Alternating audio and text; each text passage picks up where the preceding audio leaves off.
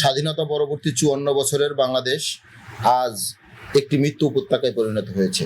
যে পরিবার থেকে যেই ব্যক্তিটি চলে যায় সেই পরিবার বোঝে তার চলে যাওয়ায় তাদের যে অপূর্ণ ক্ষতি, কতটুকু ক্ষতি সেই পরিবারের, যার চলে যায় তিনিই বুঝতে পারেন। একটি গোষ্ঠী মিথ্যা মামলা দিয়ে যে মামলা বাণিজ্যের যেই কালচার তৈরি করেছে সেই কালচারটি এখনো অব্যাহত রয়েছে। আসসালামু আলাইকুম রহমতুল্লাহ। আপনারা জানেন আমাদের প্রিয় বাংলাদেশ, মহান মুক্তিযুদ্ধ পরবর্তী আমাদের এই স্বাধীন বাংলাদেশ, স্বাধীনতা পরবর্তী ৫৪ বছরের বাংলাদেশ আজ একটি মৃত্যু উপত্যকায় পরিণত হয়েছে। আমরা বাংলাদেশের প্রত্যন্ত অঞ্চলের যে দিকে তাকালে আমরা একটি জিনিস দেখতে পাই যে কোথাও না কোথাও কোনো নদীতে, কোনো ডোভায় বা কোনো জলাশয়ে খুঁজে পাওয়া যাচ্ছে মৃত্যু ব্যক্তিদের লাশ।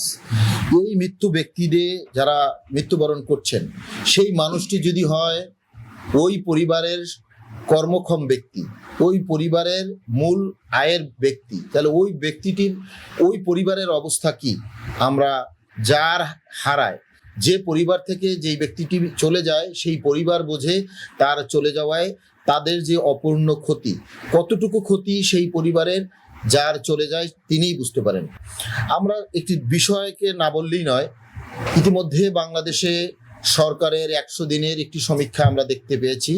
১০০ দিনে ৫০৬টি খুন, এটি আমাদের জন্য একটি ভাবার বিষয় হয়েছে।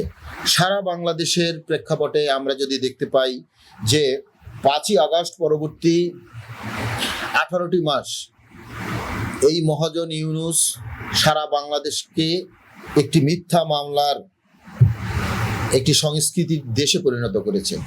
আমরা যদি আইন আদালতের দিকে তাকাই, একটি গোষ্ঠী মিথ্যা মামলা দিয়ে যে মামলা বাণিজ্যের যেই কালচার তৈরি করেছে সেই কালচারটি এখনো অব্যাহত রয়েছে।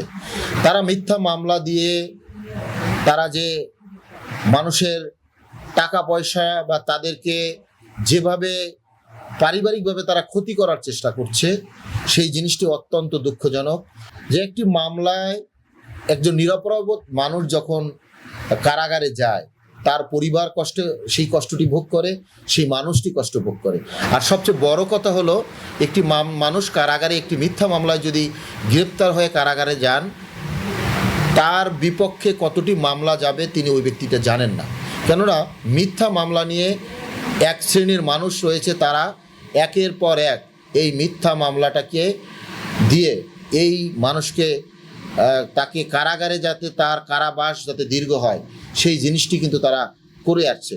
আমরা সেই জায়গা থেকে আমরা তার অবসান চাই। আমি একজন আইনজীবী হিসাবে আমরা বলতে চাই যে ন্যায়ের জন্য আইন সৃষ্টি, মানে দুষ্টের দমন, শিষ্টের পালন, এটাই হলো আইনের মূল কথা।